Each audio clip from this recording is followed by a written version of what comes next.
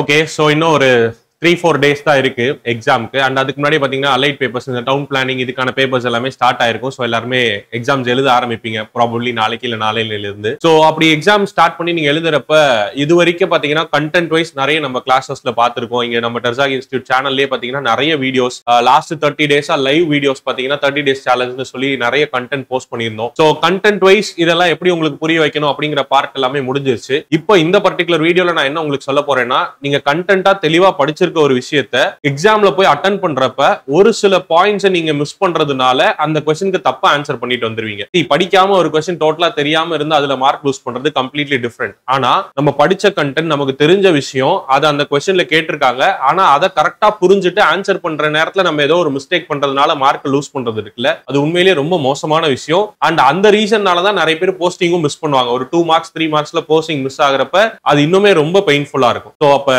படிச்சது வரைக்கும் தெளிவா ஆன்சர் பண்றப்ப நம்ம என்னெல்லாம் மிஸ்டேக்ஸ் பண்ணுவோம், அதை எப்படிலாம் அவாய்ட் பண்ணலாம், அண்ட் ஒரு டைப் ஆஃப் क्वेश्चनக்கும் எப்படி நீங்க என்னென்ன விஷயத்தை நோட் பண்ண வேண்டி வரும் அப்படிங்கறதையும் நான் டீடைலா இந்த வீடியோல சொல்ல போறேன். அதனால இந்த அடுத்த ஒரு 5-10 minutes ஸ்கிப் பண்ணாம ஃபுல்லா வாட்ச் பண்ணுங்க. ஓகே, ஃபர்ஸ்ட் ஒரு 5 டிப்ல இருந்து ஆரம்பிக்கிறேன். ஸோ அதுல ஃபர்ஸ்ட் ஒன் பாத்தீங்கன்னா क्वेश्चனை ஃபுல்லா படிக்கிறது. இது நிறைய பேர் பண்ண மாட்டோம். இது என்ன அவ்வளவு முக்கியமான ஒரு பாயிண்டா அப்படின்னு யோசிச்சா உண்மையிலேயே அந்த क्वेश्चனை நிறுத்தி நிதானமா வேர்ட் பை வேர்ட் ஃபுல்லா நீங்க ரீட் பண்றப்பதான் அந்த ஃபுல் क्वेश्चनல என்ன கேக்குறாங்கன்றதே நமக்கு புரிய வரும். இல்லனா டைரக்டா என்ன பண்ணுவோம்னா क्वेश्चन அங்கங்க ஸ்கிம் பண்ணிட்டு ஆப்ஷன்ஸை பார்த்து அதுல நமக்கு ஃபெமிலியரா இருக்க ஒரு ஆப்ஷனை டிக் பண்ணிட்டு போறது நிறைய ஆஸ்பிரன்ட்ஸ் பண்ற பெரிய மிஸ்டேக் இது. அதனால இந்த ஒரு ப்ராப்ளமை எலிமினேட் பண்ண ட்ரை பண்ணுங்க. சோ क्वेश्चனை ஃபர்ஸ்ட் ஒரு 20 செகண்ட்ஸ் கொடுத்து நான் ஃபுல்லா ரீட் பண்ணுவேன், எந்த விதமான அவசரமும் படாம நான் ஃபுல்லா ரீட் பண்ணுவேன் அப்படிங்கறத என்ஷூர் பண்ணிக்கோங்க. இது ஃபர்ஸ்ட் விஷயம். தென் இஃப் அட்டால் ஏதாவது ஒரு क्वेश्चन அப்படி நீங்க படிக்கிறப்ப ஓரளவுக்கு புரியுது ஆனா எக்ஸாக்ட்டா என்ன கேட்க வராங்கன்னு தெரியல அப்படின்ற மாதிரி குழப்பம் இருந்துச்சுன்னா தமிழ் வேர்டிங்ஸை யூஸ் பண்ணுங்க. ஏன்னா தமிழ்லயும் அதே क्वेश्चन உங்களுக்கு கொடுத்திருப்பாங்க. சோ தமிழ்ல அதே விஷயத்தை படிக்கிறப்ப இன்னும் நல்லாவே புரிஞ்சிடும். டெக்னிக்கல் வேர்ட்ஸ் வார்த்தை இதெல்லாம் தான் புரியாதே தவிர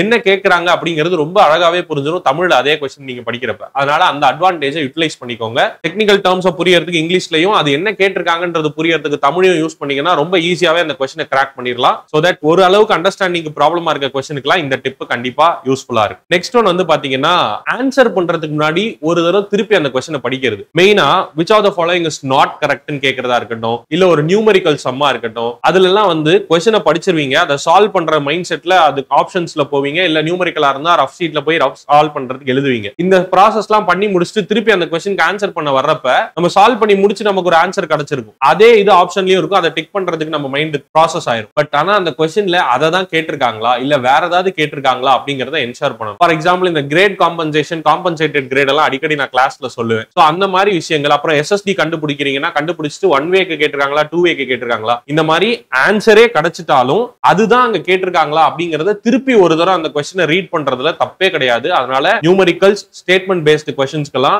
ஆன்சர் ரிசால்வ் பண்ணிட்டீங்கனாலும் திருப்பி ஒரு தடவை அந்த क्वेश्चனை ரீட் பண்ணிட்டு அதுக்கப்புறம் ஆன்சர் பண்ணுங்க. இந்த மிஸ்டேக்ஸ் எல்லாம் அவாய்ட் ஆகும். நெக்ஸ்ட் ஒன், ரஃப் பேஜை கொஞ்சம் வைஸா யூஸ் பண்ணுங்க. நிறைய கச்சா முச்சான்னு அதை எழுதி அதை அப்படி கிறுக்கி வச்சீங்க அப்படின்னா திருப்பி அதுல இருந்து ஏதாவது ஒன்று ரெட்ரைவ் பண்ணணும்னாலோ இல்ல நீங்க பண்றப்ப அந்த மிஸ்டேக் பண்ணிருப்பீங்க, லேட்டரா அது உங்க மைண்டுக்கு ஸ்ட்ரைக் ஆகும். அப்போ போய் கரெக்ஷன் பண்ணலாம்னா அந்த கால்குலேஷன்லாம் கச்சா முச்சான் இருந்ததுன்னா கண்டே பிடிக்க முடியாது, திருப்பி ரீவொர்க் பண்ற மாதிரி இருக்கும். இது உங்களோட டைமை ரொம்ப சாப்பிட்டுரும். அதனால அந்த தப்பை பண்ணாதீங்க. அழகா ரஃப் ஷீட் கொடுத்துருக்காங்க அப்படின்னா உங்களுக்கு இருக்க ஸ்பேஸ்ல டிவைட் பண்ணிக்கோங்க.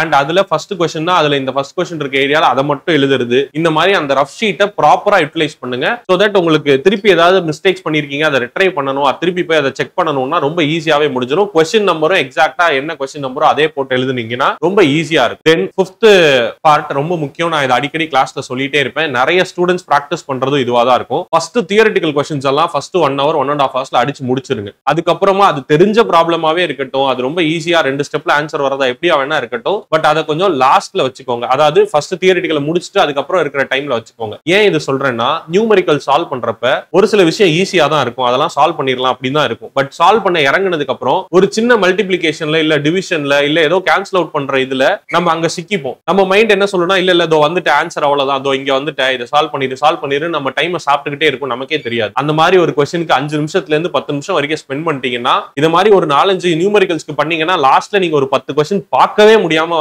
வந்துட வேண்டிய செனாரியோக்கு அமைஞ்சிரும். அதனால அப்படி எல்லாம் பண்ணாம, ஓகே எனக்கு நியூமெரிக்கல் தெரியும், ஆமா தெரிஞ்சதான், ஓகே நான் மார்க் ஃபார் ரிவ்யூ ஆப்ஷன்லாம் இருக்கு, சிபிடியா தான் இருக்க போது, சோ அதெல்லாம் கொடுத்துட்டு அதுக்கப்புறமா நீங்க என்ன பண்ணலாம், லாஸ்ட்ல உட்காந்து இந்த நியூமெரிக்கல் சால்வ் பண்றத வச்சுக்கோங்க. ஒண்ணு அந்த பதட்டம் இருக்காது, எல்லா கொஸ்டினையும் ஒன்ஸ் பார்த்திருப்பீங்க. சோ அந்த ஒரு மைண்ட் செட்ல நீங்க அட்டென்ட் பண்றப்ப இது ரொம்பவே ஈஸியா இருக்கும். அதனால generally first 1 hour 1.5 hours full theoretical statement paste maths the following questions எல்லாம் அடிச்சு முடிச்சிட்டு லாஸ்ட்ல அதுக்கப்புறமா இருக்க டைமை ஃபுல்லாவே நியூமெரிக்கல்ஸ்க்கு யூட்டிலைஸ் பண்ணிருங்க. அண்ட் இந்த 5 டிப்ஸ் கூட அடுத்து நான் என்ன பண்ண போறேன்னா, ஒரு டைப் ஆஃப் क्वेश्चனையும் அட்டென்ட் பண்றப்ப என்ன விஷயத்துல நீங்க கவனமா இருக்கணும் அப்படிங்கறதையுமே நான் சொல்ல போறேன். பட் பிஃபோர் தட் நம்ம டெர்சாகி இன்ஸ்டிடியூட்ல coming August 20th new foundation batch start பண்றோம். இஃப் அட் ஆல் நீங்க உங்க எக்ஸாம்ல இந்த பர்టిక్యులர் எக்ஸாம்ல நான் ஒரு அட்டெம்ப்ட் தான் கொடுக்குறேன், நான் அடுத்த எக்ஸாம் தான் என்னோட எய்ம் அப்படின்னு நினைச்சாலும் சரி, இல்ல உங்க ஃப்ரெண்ட்ஸ் ஆர் ஃபேமிலில யாராச்சும் இந்த காம்படிட்டிவ் எக்ஸாம் ப்ரிப்பரேஷன்ல இருக்காங்கனாலும் சரி, கண்டிப்பா அவங்களுக்கு டெர்சாகி இன்ஸ்டிடியூட்டை ரெஃபர் பண்ணுங்க. Coming August 20th new batch foundation batch launch பண்றோம். அண்ட் இதுக்கப்புறம் சே ஃபார் எக்ஸாம்பிள் அந்த ஒரு क्वेश्चन டைப் சொன்னேன் இல்லையா, அதுல ஃபர்ஸ்ட் ஒன் எடுத்துக்கிட்டீங்கன்னா மேட்ச் தி ஃபாலோயிங். ஜெனரலா மேட்ச் தி ஃபாலோயிங் क्वेश्चन எடுத்துக்கிட்டீங்கன்னா நிறைய பேர் என்ன பண்ணுவாங்கன்னா, ஃபர்ஸ்ட் ஆப்ஷன் பார்ப்போம், A okay DV less than DC கொடுத்திருக்காங்க அப்படின்னா என்ன, முதல்ல இப்படி பண்ணாம மேட்ச் தி ஃபாலோயிங்கோட சென்டென்ஸ் என்ன கொடுத்திருக்காங்கன்னு ஃபர்ஸ்ட் படிங்க. அது உங்களுக்கு அது என்ன டாபிக்னே உணர்த்திடும். இந்த design of shear TV is nominal shear stress அப்படின்னா டவ்வி என்னன்னு கொடுத்திருக்காங்க, டவ்சி என்னன்னு டிஃபைன் பண்ணிருக்காங்க. பண்ணிட்டு எப்ப இருந்ததுன்னா நீ என்ன டைப் ஆஃப் டிசைனிங்க்கு போவ அப்படிங்கறத உங்களுக்கு கேட்டிருக்காங்க. சோ சே nominal shear stress less than டவ்சி அப்படி இருந்துச்சுன்னா என்ன பண்ணுவீங்க? இப்படி வந்த உடனே ஃபர்ஸ்ட் நம்ம என்ன பண்ணிடுவோம், ஓகே ஏவா மினிமம் ஷியர் என்ஃபோர்ஸ்மென்ட் கொடுக்கணும் அப்படின்னு தெரிஞ்சிருச்சுன்னா, இத பார்த்த உடனே ஃபர்ஸ்ட் ஒன்னு தெரிஞ்ச உடனே நீங்க என்ன பண்ணிடுவீங்க, ஆப்ஷனை போய் நேரா தேட ஆரம்பிச்சிருவீங்க. இது நல்ல விஷயம் தான். இப்ப இந்த क्वेश्चनக்குலாம் அது ஒன்னு கண்டுபிடிச்சாலே கிளியரா ஆன்சர் வந்துரும், அதெல்லாம் ஓகே, நான் இல்லன்னா சொல்லல. ஆனா இதே மாதிரி ஒரு ரெண்டாவது ஆப்ஷனும் ஒன்னு இருந்துச்சுன்னா அப்ப திருப்பி போய் நீங்க இன்னொன்னத்தை பார்த்துட்டு வருவீங்க. அப்ப செகண்ட் அடுத்து பாக்குறதுக்கு கொஞ்சம் டைம் எடுக்கும். நான் என்ன சொல்றேன், என்னெல்லாம் உங்களுக்கு தெரியுதோ, இப்ப ஏக்கு வந்து ஃபர்ஸ்ட் ஒன் இதுதான் தெரியுதா, ஃபர்ஸ்ட் அதை வச்சிருங்க. ஏக்கு 2 அப்படின்னு ரஃப்ல எழுதி வச்சுக்கோங்க. அடுத்து ஏதாவது தெரியுதான்னு ஃபர்ஸ்டே செக் பண்ணிருங்க, ஒரு ஷாட்ல அதை செக் பண்ணிருங்க. சரி செகண்ட் ஒன் எனக்கு தெரியல என்ன வரும், ஓகே விட்டுறலாம். டவ்சி மேக்ஸோட அதிகமா போறப்ப நான் ரீடிசைன் தான் பண்ணணும்னு எனக்கு தெரியுது, அப்ப சி வந்து 1. இப்ப இந்த ரெண்டுத்தை தான் கிளியர் கட்டா தெரியுதுன்னா இதை ஃபர்ஸ்டே நீங்க ஒரு தடவை பாக்குறப்ப எழுதிட்டீங்கன்னா டைம் மிச்சமாகும். நான் தெளிவா சொல்றேன், மேத்ஸ் தி ஃபாலோயிங் பொறுத்த வரைக்கும் 99% ஆஃப் தி ஸ்டூடெண்ட்ஸ் அட்டெண்ட் பண்ணிடுவாங்க கரெக்டா. பிரச்சனை என்னன்னா நீங்க அதை எவ்வளவு சீக்கிரம் பண்ண போறீங்கன்றதுதான். அதுக்கு ஒரு தரமும் பார்த்துட்டு வந்து பண்ணாம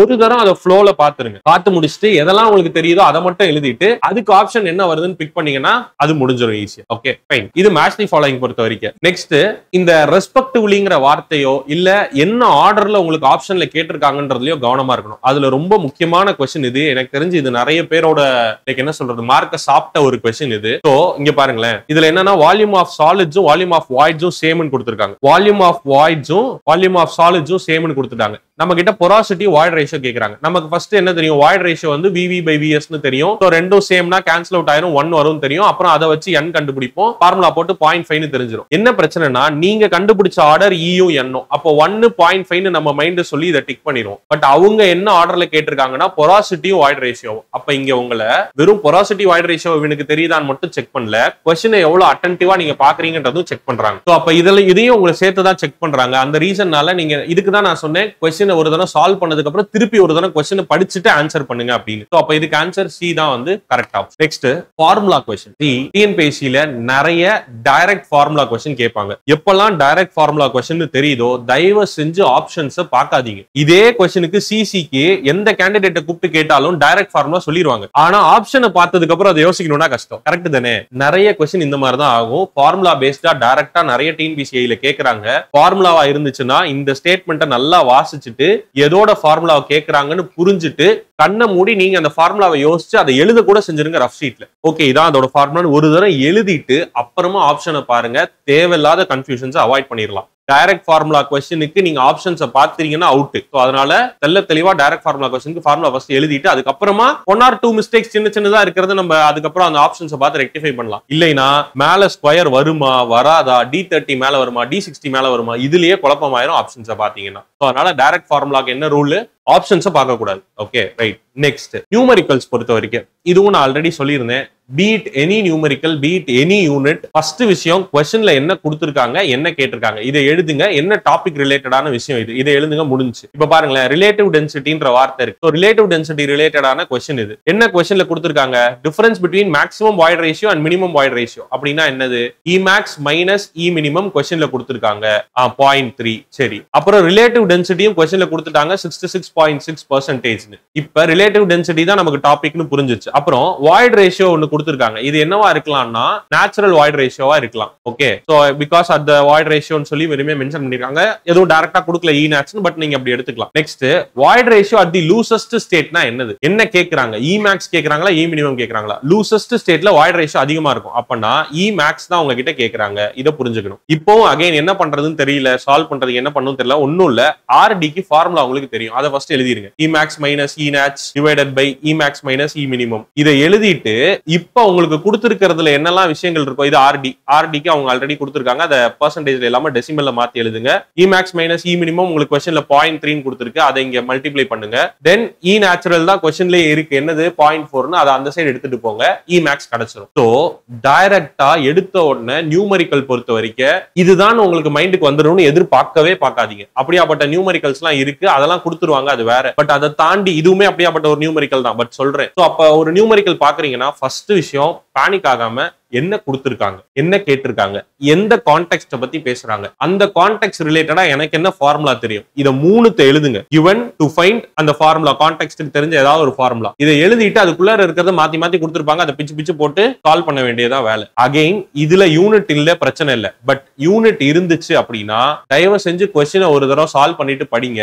நீங்க சால்வ் பண்ணிருக்க யூனிட்லயே தான் அங்க கொஸ்டின்லயும் ஆன்சர் கேட்டிருக்காங்களா, இல்ல லாஸ்ட்ல இங்க பிராக்கெட்ல மென்ஷன் பண்ணுவாங்க நியூட்டன் பர் mm ஸ்கொயர்ல சொல்லுப்பா, உள்ளுக்குள்ள எல்லாம் கிலோகிராம் பர் மீட்டர் அந்த மாதிரி இருக்கும். அப்ப அவங்க கேட்டிருக்க யூனிட்டுக்கு என்னவோ அதை தான் டிக் பண்ணும். நீங்க சால்வ் பண்ணி நீங்க ஒரு யூனிட்ல கண்டுபிடிச்சது டிக் பண்ண கூடாது. அவங்க என்ன யூனிட்ல கேட்டிருக்காங்களோ அதுல. அப்ப நியூமரிக்கல்ஸ்ல என்னெல்லாம் கவனிக்கணும்னு பாருங்க. யூனிட் கவனிக்கணும், given to find ஃபார்முலா, இந்த விஷயங்கள் எல்லாம் ஆர்டரா பண்ணிட்டு லாஜிக்கலாவும் இது கரெக்டா இருக்கான்னு செக் பண்ணிக்கணும். சோ இதை சால்வ் பண்ணிட்டு இ மேக்ஸ் வந்து எவ்வளவு வந்துச்சு, ஆன்சர் வந்திருக்கும் ஏதோ ஒண்ணு, அது இ கொடுத்திருக்க வேல்யூவோட லைக் இ மினிமமோடவோ இல்ல இ நேச்சுரலோடவோ அதிகமா இருக்கான்னு ஒரு லாஜிக்கல் செக். இது எல்லாம் பண்ணீங்கன்னா நியூமரிக்கல்ல இருந்து கன்ஃபார்ம் மார்க் கிடைக்கும். இப்ப நான் சொல்றது புரியுதா? இந்த ஸ்டெப்ஸ் எல்லாம் நீங்க பொறுமையா பண்ணணும்னா இதுக்கு லாஸ்டா டைம் ஒதுக்குனா மட்டும் தான் முடியும். நீங்க முதல்லயே இதுக்குள்ளார உட்காந்துட்டீங்கன்னா இது மாதிரியே நிறைய யோசனை இருந்துகிட்டே இருக்கும், டைம் பத்தாம போயிடும். சோ நியூமரிக்கல் பொறுத்த வரைக்கும் பேனிக்கே ஆகாதீங்க, சிம்பிளா இந்த விஷயங்கள் ஃபாலோ பண்ணீங்கனாலே போதும். நெக்ஸ்ட் தமிழ் வேர்டிங்ஸ் யூஸ் பண்றதுக்கு ஒரு எக்ஸாம்பிள் மாதிரி கொடுத்திருக்கேன். இது நான் ஆல்ரெடி எக்ஸ்பிளைன் பண்ணதான் எதனால தமிழ் வேர்டிங்ஸ் ஹெல்ப் பண்ணணும்னு. இந்த இடத்துல என்னது, காலமோட மினிமம் டைமென்ஷன் இதுதான்றத கொடுத்து அதுல இவ்வளவு பார்லாம் யூஸ் பண்ணக்கூடாதுன்றதான் கொடுத்து நாமினல் கவர் என்னன்னு கேட்காங்க. ஜென்ரலா காலம்க்கு நாமினல் கவர்னா 40 mm தெரிஞ்சிடும். பட் இங்க காலம்லயே ஸ்லெண்டர் மெம்பரா இருக்கு அப்படின்றத கொடுத்துட்டு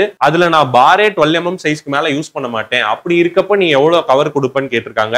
ஆன்சர் 25 mm. இது நம்ம கிளாஸ்ல எல்லாம் டிஸ்கஸ் பண்ணிருக்கோம். இஃபட்டால் அவங்க கேட்டது புரியல, என்ன கேட்டிருக்காங்கன்னு புரியலன்னா அப்ப நீங்க இதை தமிழ்ல படிச்சீங்கன்னா இந்த பெயரளவு கவர் அது மட்டும் தான் புரியாது. நாமினல் கவருக்கு பெயரளவு கவர் அது மட்டும் தான் புரியாது, தவிர மத்தபடி என்ன இருக்குன்றதெல்லாம் புரிஞ்சிடும். இந்த 212 பத்தி ஏன் பேசுறாங்கன்றதெல்லாம் புரியும். இதுக்குதான் தமிழ் யூஸ் ஆகும். சரியா? Right. Next statement based questions. Again என்ன கேட்டிருக்காங்க, தி கரண்ட் ஆன்சர், சாரி கரெக்ட் தான் அப்படி கொடுத்திருக்காங்க. சோ கரெக்ட் ஆன்சர் என்னன்றதை கண்டுபிடிக்க சொல்லியிருக்காங்க. அகைன் 4 ஸ்டேட்மெண்ட் இருக்குன்னா 4 ஸ்டேட்மெண்ட்டையும் ஒரு தடவை வாசிக்கணும். எது தப்போ அது தப்புன்னு முதல்ல டிக்ளேர் பண்ணிடணும். சே for example displacement method, force method ரெண்டு இருக்கு. டிஸ்பிளேஸ்மெண்ட் மெத்தட்னா எப்ப டிகிரி ஆஃப் கைனமேட்டிக் இன்டிடெர்மினசி கம்மியா இருக்கோ அப்பதான் டிஸ்பிளேஸ்மெண்ட் மெத்தடுக்கு போவேன். சோ இந்த இடத்துல displacement method is more useful when degree of kinematic redundancy is greater னு கொடுத்திருக்காங்க. அப்பனா இது தப்பு. அடுத்து displacement method is more useful when kinematic indeterminacy is less than, ஆமா கரெக்ட். அதே இது அப்படியே ஆப்போசிட்டா ஃபோர்ஸ் மெத்தட் வரும். எப்போ ஃபோர்ஸ் மெத்தட் யூஸ் பண்ணுவோம், டிகிரி ஆஃப் ஸ்டாட்டிக் இன்டிடெர்மினசி கம்மியா இருந்தா. So force method is more useful when degree of static indeterminacy. அப்ப இது தேர்ட் ஒன் தப்பு, ஃபோர்த் ஒன் தான் கரெக்ட். அதையும் படிச்சு பார்த்துட்டு டிக்ளேர் பண்ணுங்க, நீங்களா டிக்ளேர் பண்ணாதீங்க. இப்ப 2 and 4 தான் கரெக்ட். என்கிட்ட கேட்டிருக்கிறதும் கரெக்ட் எதுன்னு. சோ இந்த மாதிரி ஸ்டேட்மெண்ட் பொறுத்த வரைக்கும்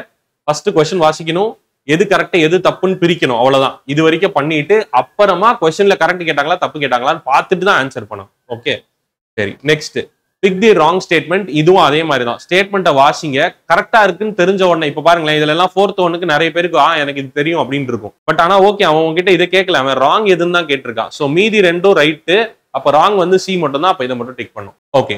so next reason assertion. Reason assertion பொறுத்த வரைக்கும் இது எல்லாருக்கும் எப்பவுமே குழப்பமா இருக்க ஒரு விஷயம் தான். இது என்னன்னா கூற்று காரணம் நம்ம தமிழ்ல பேசுற மாதிரி தான். அப்ப ஃபர்ஸ்ட் இருக்க ஸ்டேட்மெண்ட்டை படிங்க, அந்த ஸ்டேட்மெண்ட்டுக்கு காரணம் செகண்ட் இருக்க ஸ்டேட்மெண்ட்டான்னு வாசிக்கணும்.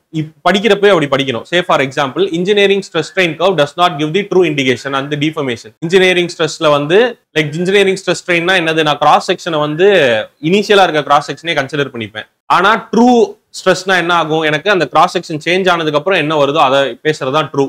அப்ப இன்ஜினியரிங்ல ஆமா வந்து எனக்கு அது ட்ரூ இண்டிகேஷன் கிடையாது. ஆமா, ஏன்?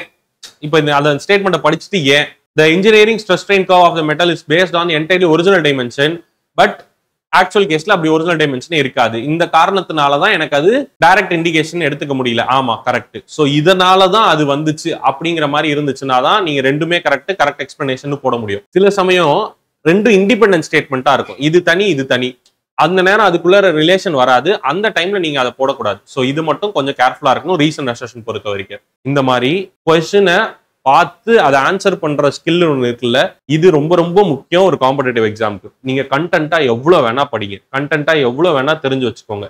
அதை கேட்கிற கொஸ்டினுக்கு ஏத்த மாதிரி அப்ளை பண்ண தெரியலன்னா அது எல்லாமே வேஸ்ட் ஆயிரும். ஸோ இப்போ நான் சொன்ன விஷயங்கள், இப்போ நான் சொன்ன மாடல் ஆஃப் கொஸ்டின்ஸ்ல தான் மேக்ஸிமம் கொஸ்டின்ஸ் இருக்கும். நான் சொன்ன இந்த சின்ன சின்ன டிப் எல்லாம் ஞாபகம் வச்சுக்கோங்க. தமிழ்ல யூஸ் பண்றது, கொஸ்டினை ஒரு தரத்துக்கு ஆன்சர் சால்வ் பண்ணிட்டு திருப்பி போய் ஒரு தரம் வாசிக்கிறது, ரஃப் ஷீட்டை யூஸ் பண்றது, இந்த மாதிரி சின்ன விஷயங்கள் தான் உங்களோட மார்க்கை பூஸ்ட் பண்ணும்.